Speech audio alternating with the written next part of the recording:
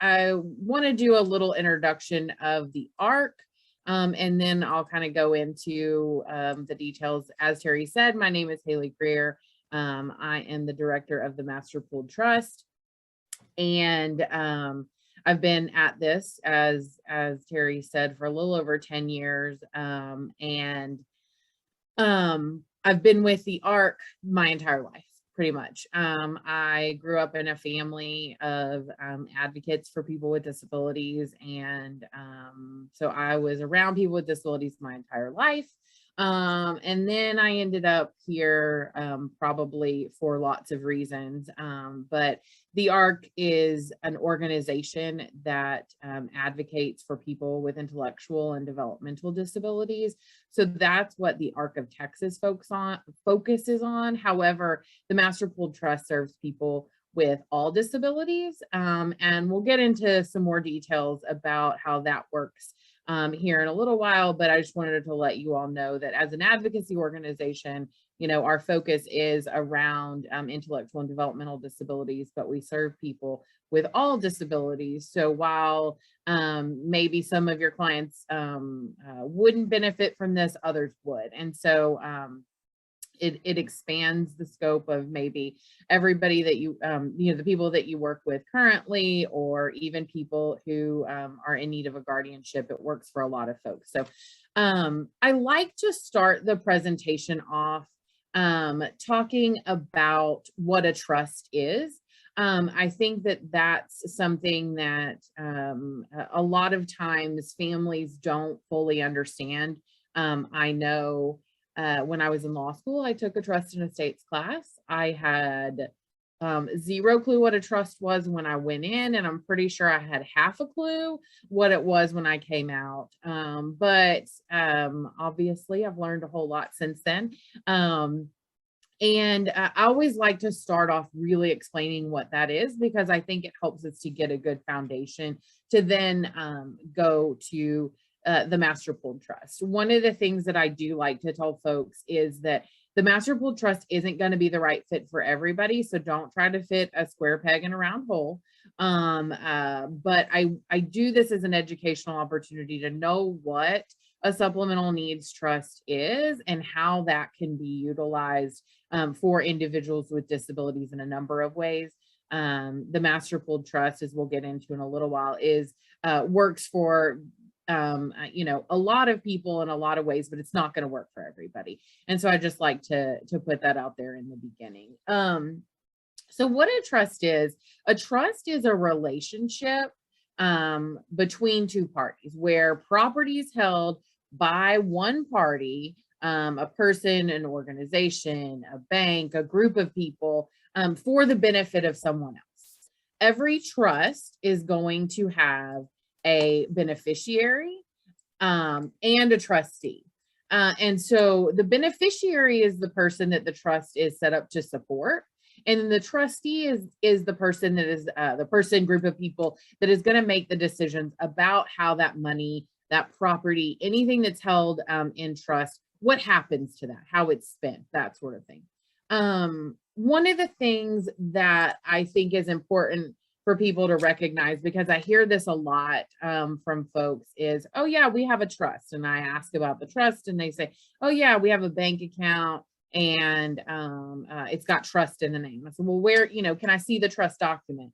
And they have no clue where the trust document is. I talk to a lot of folks who say, oh yeah, my loved one has a trust at the provider that is serving them. And that's not the same as this type of trust. And so it's important to recognize that a trust is going to be something that actually has a document associated with it. So a trust is a document that gives the rules about what happens to the money, to the property, whatever it is. So it answers questions like, is it spent? Is it saved? How much can be spent? What can the money be used for? Who can use the money? Who is this going to benefit? And what happens to the property? If there is any sort of real property involved, is it held on to? Is it sold? Does the individual live there? Are they going to come back? all kinds of things like that can be included in a trust. So it's going to give rules. Some trusts are very, very specific and some are rather broad. And so there's different ways to use a trust, but you've got to make sure you have that document. You've got to have that piece of paper. And one of the things that, so what we're going to talk about today when we talk about a trust, I think about trust fund babies. You hear on TV or in movies, and they're like, oh, they have a trust, and so and so's in charge of that trust, and you hear all the like uncle who doesn't want to let anybody have anything or whatever, some drama that's going on TV. So most people think that trusts are only for rich people. And the reality is that yes, trusts are for rich people, but they also can be used for a lot of other people in a lot of different ways. And so when we're thinking about trust in terms of guardianship and people with disabilities, we're talking about supplemental needs trust. And a supplemental needs trust, and other times known as a special needs trust, it's a specially drafted trust that allows an individual with a disability to retain assets while keeping their benefits. Okay, so here is just a few of the benefits that are what are considered means tested, which is talking about whether or not you have the means, hence means tested, to be able to pay for these things, or if these are all Medicaid services and Social Security. So these are just a number of the services that are available to people that are means tested. And so the idea of an S&T is it's going to allow somebody to have additional assets while still keeping those means tested benefits. And when we talk about this, the reason that we're talking about this, and some of you may say, yeah, I know this, I've known this forever. Not everybody does. So generally, you cannot have more than $2,000 in countable assets, countable being the important word, but also assets, countable assets, and remain eligible for a lot of means tested benefits. It's not going to be all of them, but $2,000 is kind of the general rule. And $2,000 is very specific to SSI. The ARC at a national level is working to try to get that number up, but know that you can't have more than $2,000 and remain eligible for SSI benefits. And $1 of SSI benefits gives you Medicaid. And that's an important thing for a lot of people with disabilities. And so it's important to recognize that that is the purpose behind these S&Ts, is allowing somebody to still keep those benefits and still have more than $2,000 in countable in assets. And so when we talk about an S&T, I like to talk about trusts having superpowers. And some trusts, it's, their superpower has to do with taxes. Well, an S&T superpower is invisibility. So what happens is that an S&T actually makes the assets that are held in trust, quote unquote, invisible for Medicaid or SSI purposes. And really what it means is that it's not a countable asset. It's there, they know it exists, they just don't count it. And there's a lot of reasons behind that, but I just like to think of it as funds in an S&T are invisible for those purposes.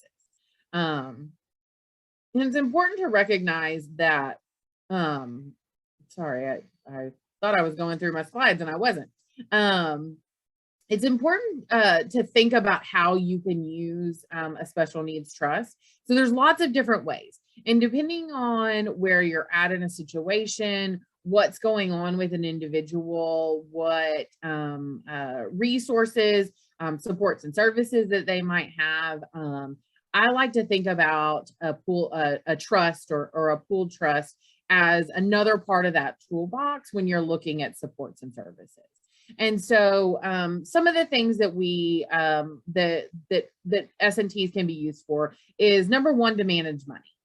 It's, there's a lot of people who don't necessarily need to have access to $100,000, $50,000, $20,000, because they're going to go and blow it. And so there you can use an S&T in a way to manage those funds. You can also use it to avoid a guardianship of the estate. For any of you practitioners here who have guardians of the estate, they can be very cumbersome, they can be very expensive, and oftentimes individuals with disabilities don't necessarily have enough to really justify the cost of a guardianship of the estate. So you'll see later why an S&T actually might be useful. It's also useful to think about individuals who are parents who are leaving money to their loved ones, and maybe there's a guardian of the person that's already involved, and they could actually establish an S&T instead of it going directly to the individual and then having to go through the whole process of establishing a trust or establishing a guardianship of the estate. It's used to protect public benefits. We talked about that. That's one of the biggest reasons that they're used, but it's not the only reason. But it is what they do, if you will. And so we like to think about it from the perspective of improving quality of life.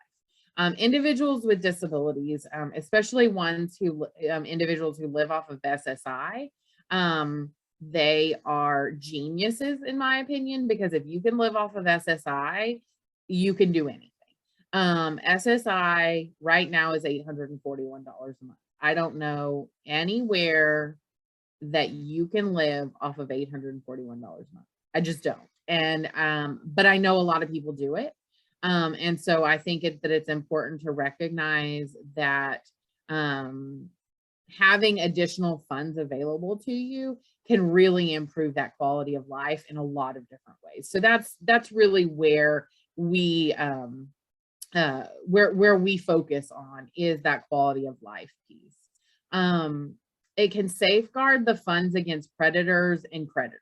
I will tell you, we have had a lot of individuals who use our trust who are being targeted in some form or fashion by some predator to use their funds. We had a beneficiary who was convinced she had met the love of her life online. She was in her 70s, he was in his 50s, and she just knew it was everything that was meant to be. And she came to us because she wanted a good chunk of her money, $30,000, to go to purchase for the down payment on a home in Atlanta. She lived in Dallas. She wanted a home in Atlanta with this new fiance of hers. So of course we entertained the question. We said, okay, well, what, give us all the details, give us all the information. We want to see all the different things. We got copies of everything. We were provided a lot of documentation from a lot of people. It took us very, very little time to recognize that all of it was a scam. And that the home was not owned by the person that was supposedly selling it.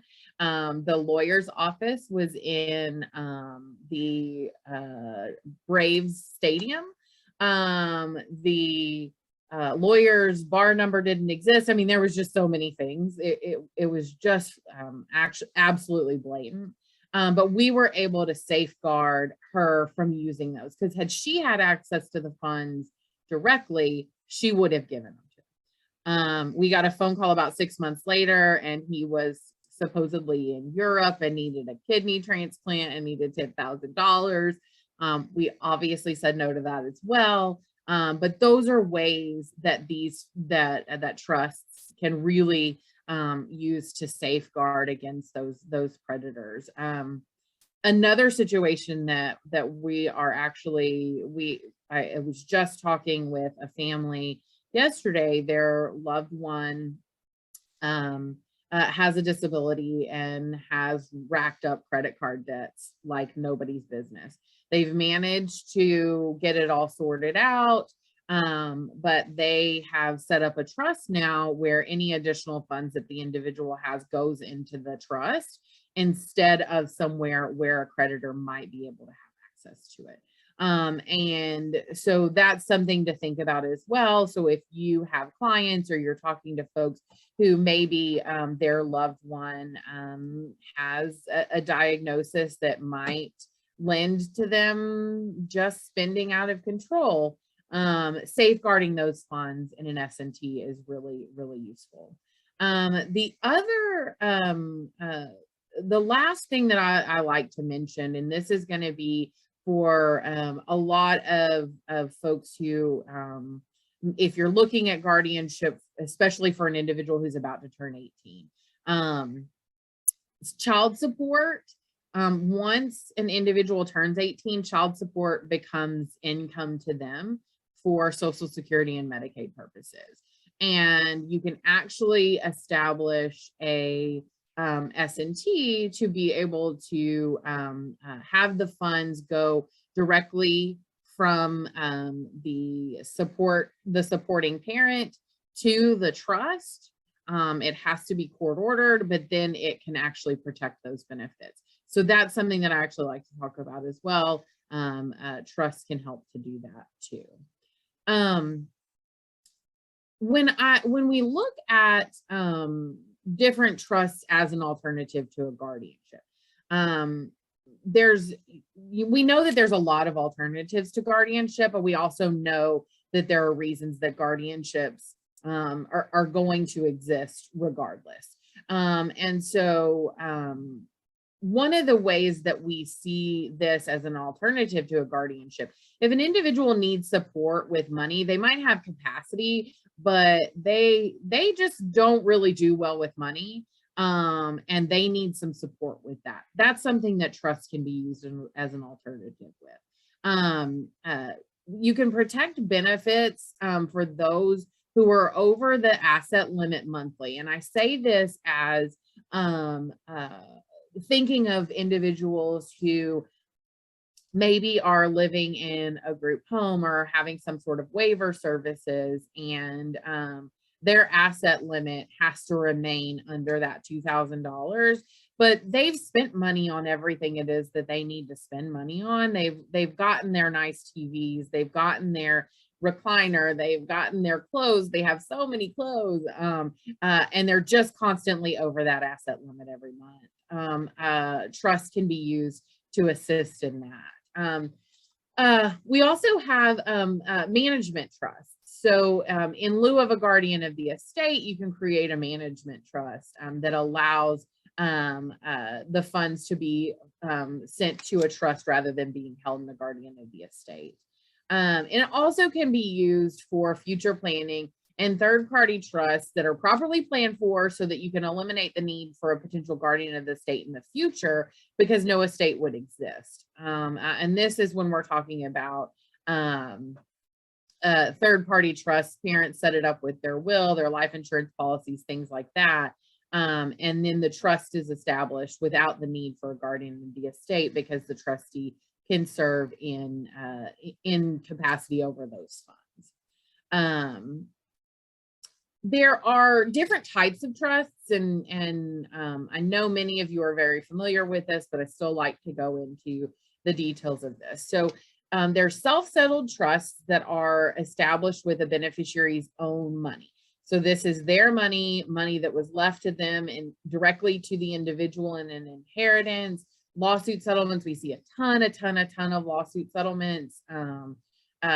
Individuals who had a 401k but who are now disabled, and that's being taken into consideration for their benefits. If they even have additional savings, we also see them with SSI or SSDI back payments, where an individual should have been receiving a different amount of money or should have been receiving money, period. So they end up getting a big check and they need something to do with it. Self-settled or first-party trusts are going to require a Medicaid payback provision, as we call it. So what that means is when the beneficiary passes away, any money left in the trust has to be used to pay back the state for any Medicaid dollars spent on their behalf over their lifetime. All S&Ts established with the beneficiary's own money have to have this provision, or it will not be approved by Social Security or Medicaid. So it's very important if you're a practitioner and you are considering drafting a trust yourself, make sure that this Medicaid payback provision is in a self-settled or first-party trust. Here's some statutes that go along with these. You often hear self-settled trust referred to as D4A trusts. That's the way that they're referenced, and it has to do with the statute here. Pooled trusts are D4C trusts. And so we are we also do have a self-settled component. There's the POMS, which is the Program Operation Manual Systems, I think is what POM stands for. That is the Social Security's rule book, if you will. And then the Texas Estates Code, Chapter 1301, which is your individual self-settled trust, and 1302, which is your pooled trust, which those are both management trusts. And then Property Code, Section 142, which is going to be things like lawsuit settlements or things from minors that are outside of the guardianship realm, so or probate realm. So that is the statutes and rules and regulations that come along with it. There's also references in the Medicaid for elderly and people with disabilities handbook as well. So that's another place that you can reference. And then we have third-party trusts. So third-party trusts are going to be funded with a third party's money. Oh my gosh, I realized that I did not go through this again. I apologize.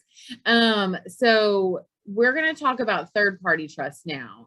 So these third-party trusts are the ones that you're going to use in your future planning. This is what you're going to be using with your clients or your families to talk to them about their actual future planning. So it's important to recognize that proper future planning will actually benefit the beneficiary in a much better way than not planning for the future at all. We talk a lot about future planning here at the ARC because we want to make sure that families understand the importance of that. When I talked about those self-settled trusts, you'll notice that they do have that Medicaid payback provision. Third-party trusts don't. And so you can use a third-party trust in a different way than you would a first-party trust.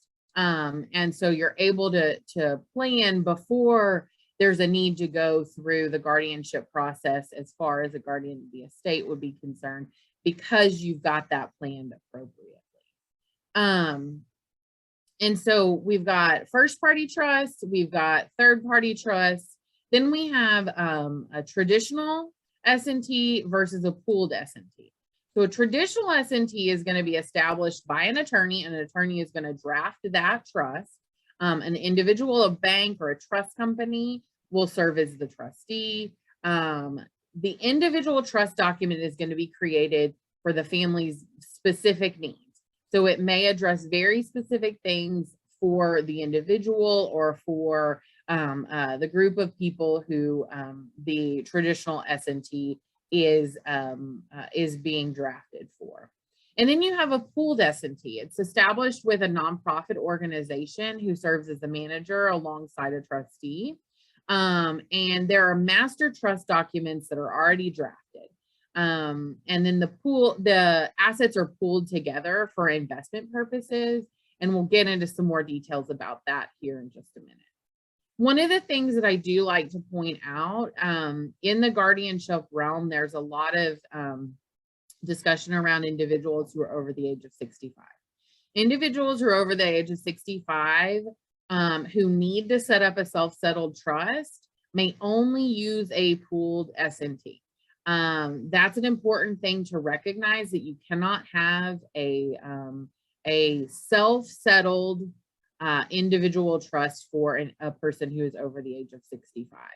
The other thing to recognize is that there still could be a transfer of assets penalty if a person needs long-term services and supports within the following 5 years. So we're talking nursing home services, ICF, IDD, or Medicaid waiver programs.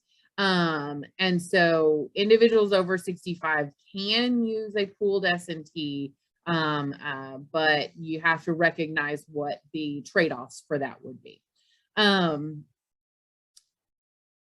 I don't see any questions so far, so I'm going to continue on. We're talking here now about the master pool trust, what you came for to talk about today. I am going to go into details about how our trust works. One thing I will say is we are not the only pooled trust out there. If you have individuals who may be leaving the state of Texas or have potential to be leaving in the future, there are national pooled trusts as well. So I do like to let folks know that pooled trusts are, we all do the exact same thing a little bit differently. So I'm going to talk about how our trust works and the process for that. One of the things that I like to really start with is, does the master pool trust work for your situation? So there's 3 very specific things that are important to recognize, just first and foremost about the MPT. The individual has to meet Social Security's definition of a person with a disability. That's an important thing to recognize because if they don't meet Social Security's definition of a person with a disability, they cannot use the master pool trust. They do have to be a Texas resident at the time the trust is established. I put Texan here, and then I thought, well, there's plenty of Texans that have moved outside of the state of Texas, but you do have to be a Texas resident to use the master pool trust at the time that the trust is established. We do have beneficiaries who've moved to other states, and we continue to manage their trust. We also have other people who've moved and we've transferred their trust to other pooled trusts in the state that they moved to. But at the time that the trust is established, the individual does have to be a Texas resident.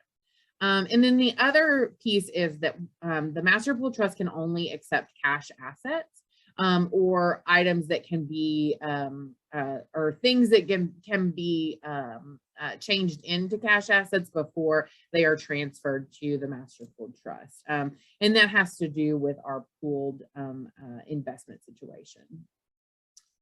The ARC of Texas serves as the manager. So as the manager, we are going to handle all the day-to-day operations of the master pool trust. That means we're talking to your clients, we're talking to their families, we're talking to the providers.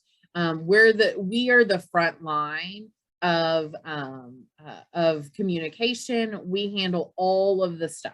We approve disbursements. We do it all on the front facing side of things. We have a trustee, Providence First Trust Company. They have oversight over the entire trust, but they also prepare and file the taxes for the trust. And so that's what their role as trustee is. And then JP Morgan is our financial administrator and our investment advisor. So we work with JP Morgan and have been for the last 22 years as our financial administrator and investment advisor. And what that means is they handle the investments, but they also are the ones who send the money out. So we give direction to JP Morgan, and then they're the ones who send the checks and make the deposits to our beneficiaries and their families. Well, not to our beneficiaries, because we don't give them money directly, and we'll talk about that here in a minute. The Master Pool Trust has 4 master trust agreements. They're already drafted. They meet Social Security and Medicaid's requirements for an S&T. Individuals join using our joinder agreement. We currently have over 2,000 active sub-accounts. And one thing that I do like to tell folks is that all 4 of our trusts help protect benefits. I'll talk about what those 4 trusts are here in just a little bit, but know that all 4 of them can protect those benefits. So the good thing with the Master Pool Trust Agreement, with this master document, is that nothing else has to be drafted.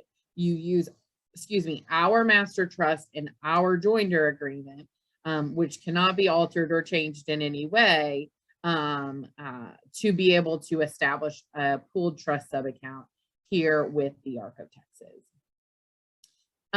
It's pooled because our subaccounts are pooled together for investment purposes. We have around $120 million right now over those 2,000 subaccounts.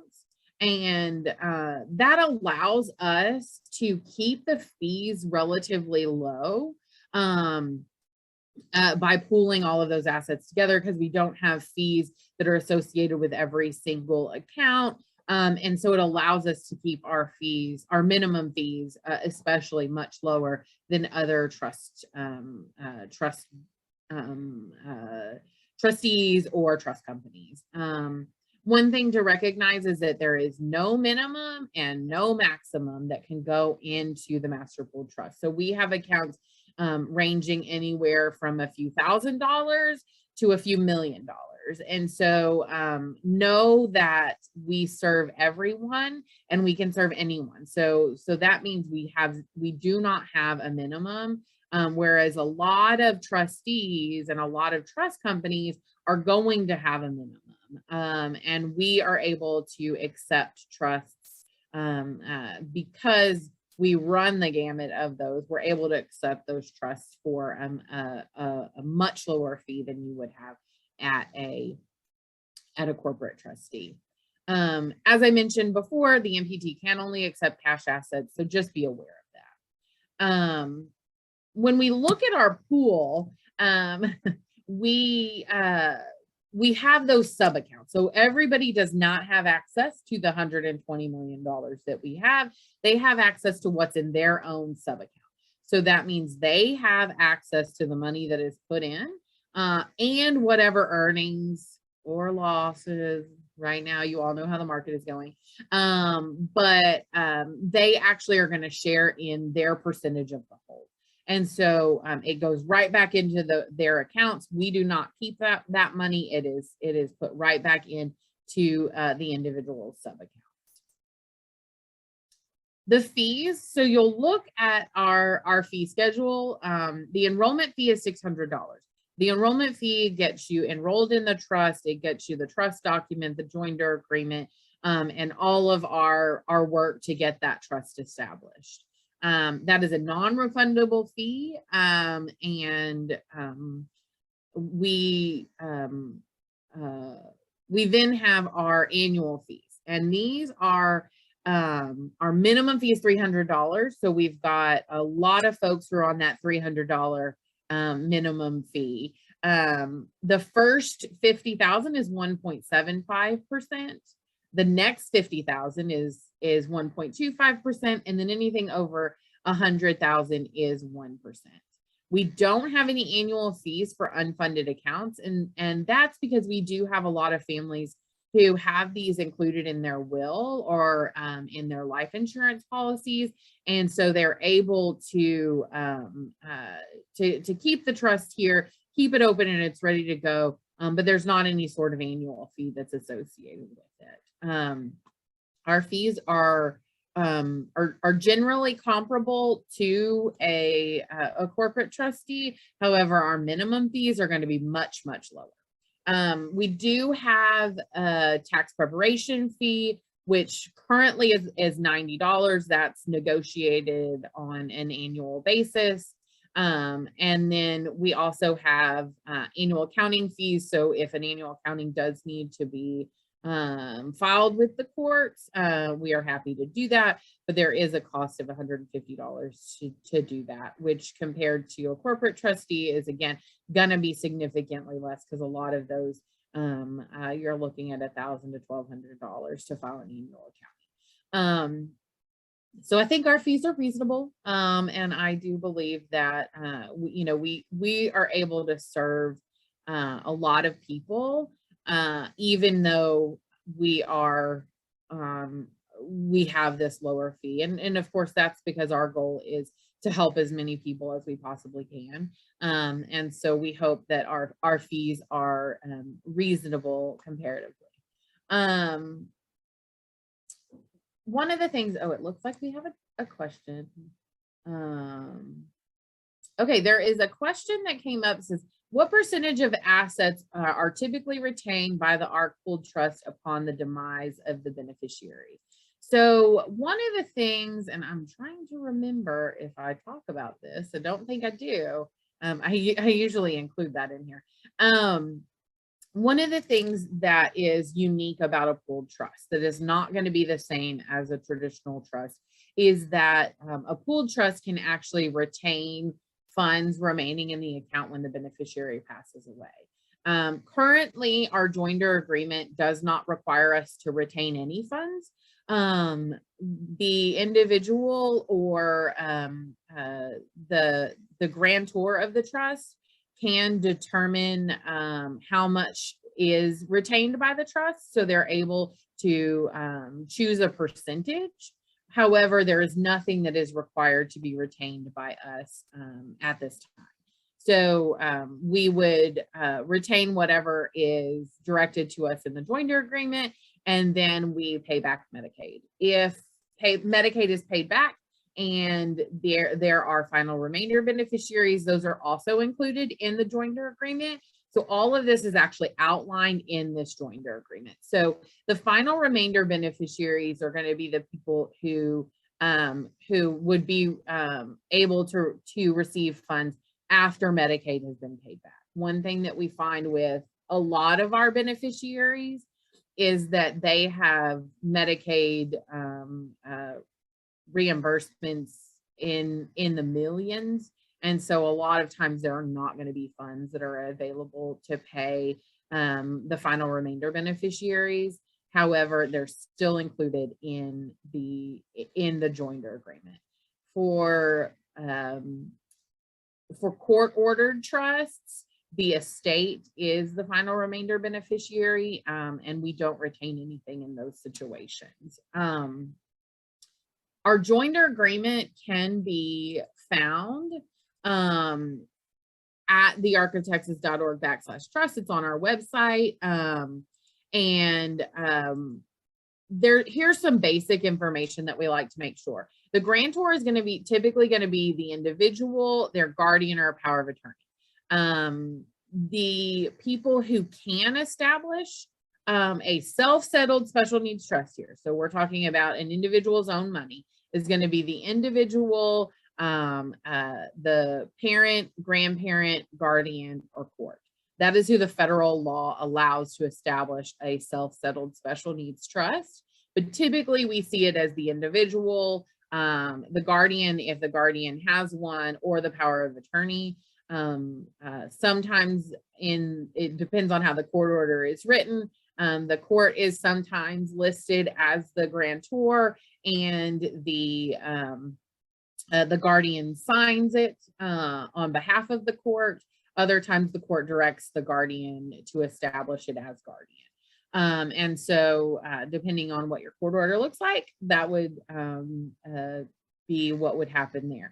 If you do want to establish, pooled trusts are established under section 1302 of the Estates Code, which is separate from 1301. 1302 specifically governs the establishment of a subaccount. And so be sure to reference 1302 in your court order if that is what you're looking at. If you need a sample court order, we have them. Please reach out, let us know. We're happy to work with you. I do recommend that you share your court order with us before you file it with the court, because oftentimes they don't include the proper documentation that Social Security is going to need, the proper wording that Social Security is going to need in order to accept it as a court-ordered trust. So it's really important that we have the proper language in there for Social Security to be able to accept that. If there's a guardianship, please include letters of guardianship or powers of attorney. The beneficiary is going to be the individual with a disability. We get a lot of questions about that. So the grantor is the person establishing the trust.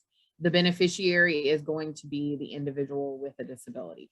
The grantor and the beneficiary can be the same person. The primary representative is the person that the ARC actually works with.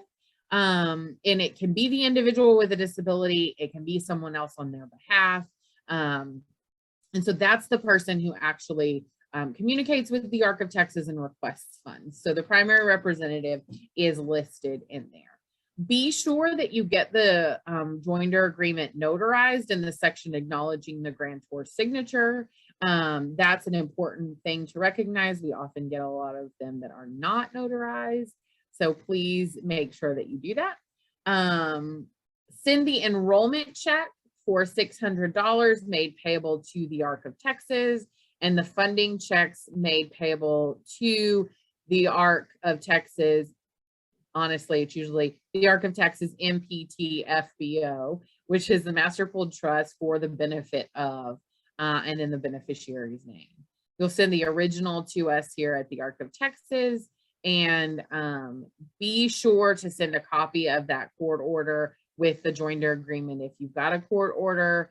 And the piece that we really talk about is make sure that that court order directs the appropriate person to establish the account or directly orders that the account be established. That is very important to make sure. Again, that's a Social Security thing, not an us thing.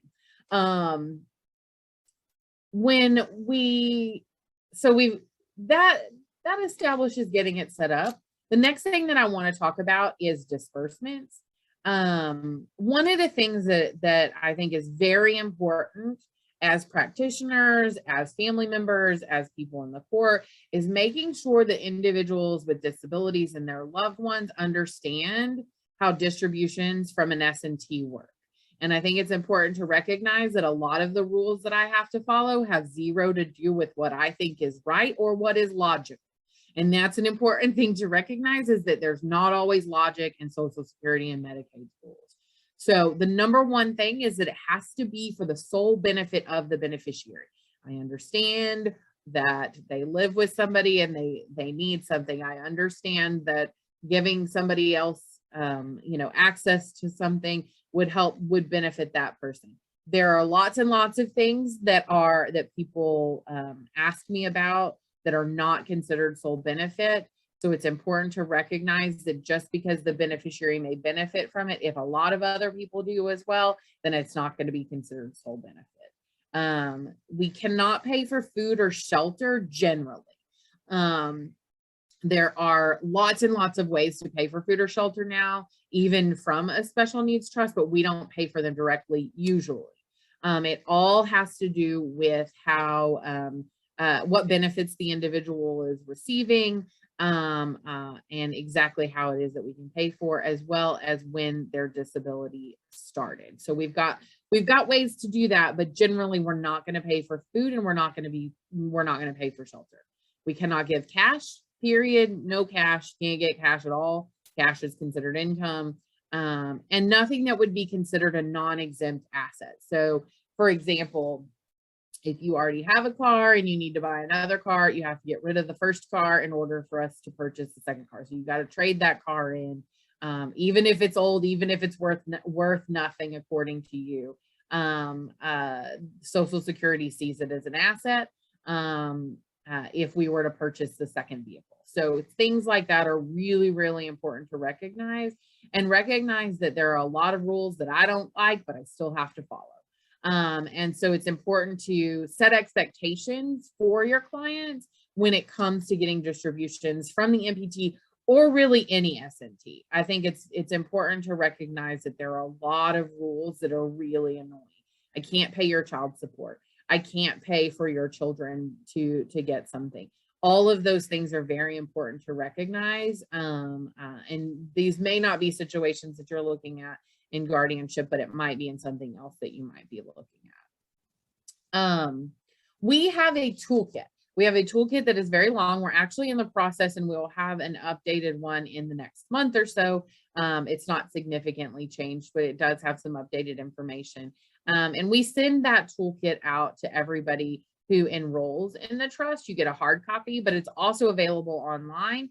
Anybody is welcome to go check it out. You can find it at thearkoftexas.org/trust-toolkit. Everything that you need to know is pretty much in there.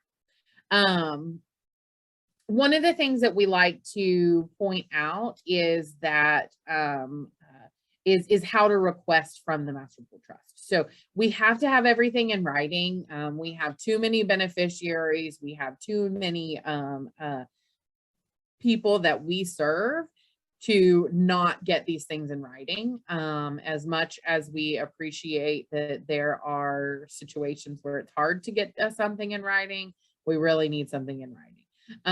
We do have an acknowledgement of policies form that's a part of that toolkit. So if you are setting up a trust, make sure that you read the policies and acknowledge them for us.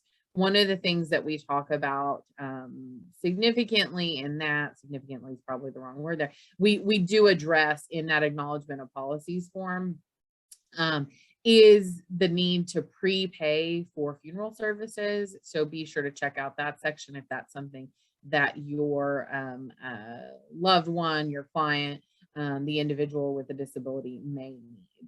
We have a disbursement request form that can be faxed, emailed, or mailed, and we will have an online component to fill out that form in the next month or so as well. So we will be having some updates to our website that include those things, and hopefully that will allow for individuals who might have issues with printing something out or being able to send it in that way. One of the things that we do require is that you provide receipts. So if you want to be reimbursed, receipts have to be provided up front. If we're going to make a direct payment somewhere, we need to see an invoice. And if funds are going to be advanced, which we do in a number of ways, we will have to have receipts on the back end in order to document that request. So it's important, especially if you're involved with the court. I need to have every single thing documented appropriately. Same thing for Social Security. So it's really important that we get that in. The online component will hopefully allow us to accept those copies of that or pictures of that a little bit easier for folks as well. We have a general guideline for disbursement requests. This is going to be available in the toolkit. It's also available on our website.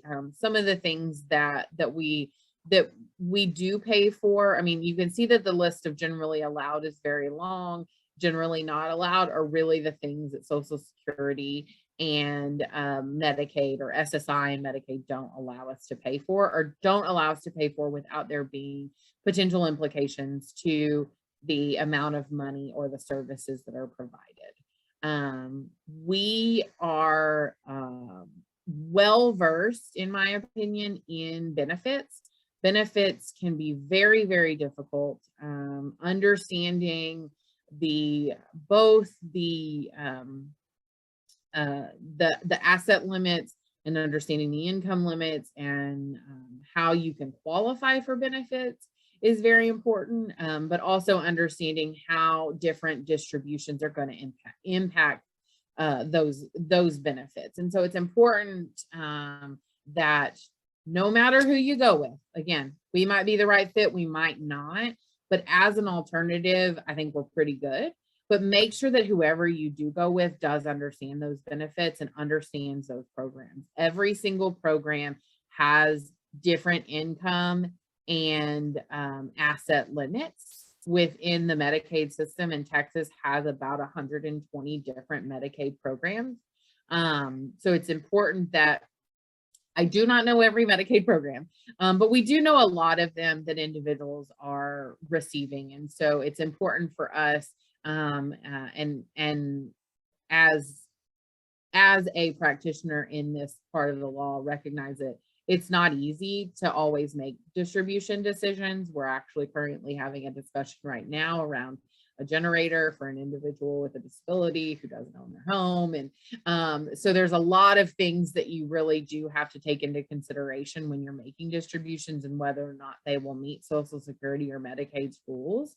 And so it's important that you know somebody who can understand, or that you have somebody who can understand those rules.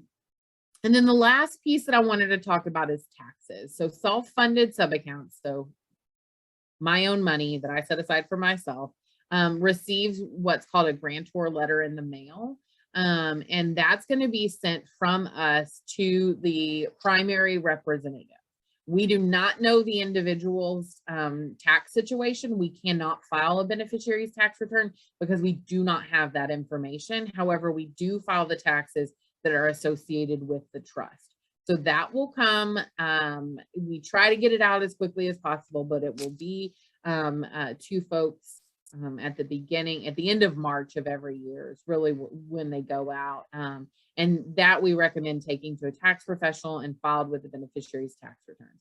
We don't have all of the information about a beneficiary's tax situation. We don't know what their income is. We don't know any of those things. So we're not able to provide any sort of tax advice. I am not a tax attorney. No one here on staff does taxes. Our trustee can help answer questions around them, but you will need to find your own tax professional to file the beneficiary's tax return. A lot of our beneficiaries don't have taxes filed, but it is something that we do like to let folks know. And with that, I have finished my very fast and long presentation. We have one more Haley, question. yeah, there's one more question, please. Yeah. If an individual is not disabled, are there alternatives to an MPT that has much of the same benefits? It depends on age. There are some national trusts that do have trusts that are not based in the D4C range. There are some ones for minors, as well as I believe some others, but they're going to be at the National Pooled Trust. I can give you some recommendations that may be able to help you, because there's lots of pooled trusts out there. So again, I think we're pretty fantastic, but I also know that we're not always going to be the right fit for everybody. There are some pooled trusts out there that do take property. So if you are talking, if you've got a house or if you've got property or mineral rights, things like that, there are some trusts that will accept those that are national trusts. So you can take a look at that as well. Happy to give anybody information on that. And then here's our contact information. Please feel free to reach out if you have any questions or you need anything from us.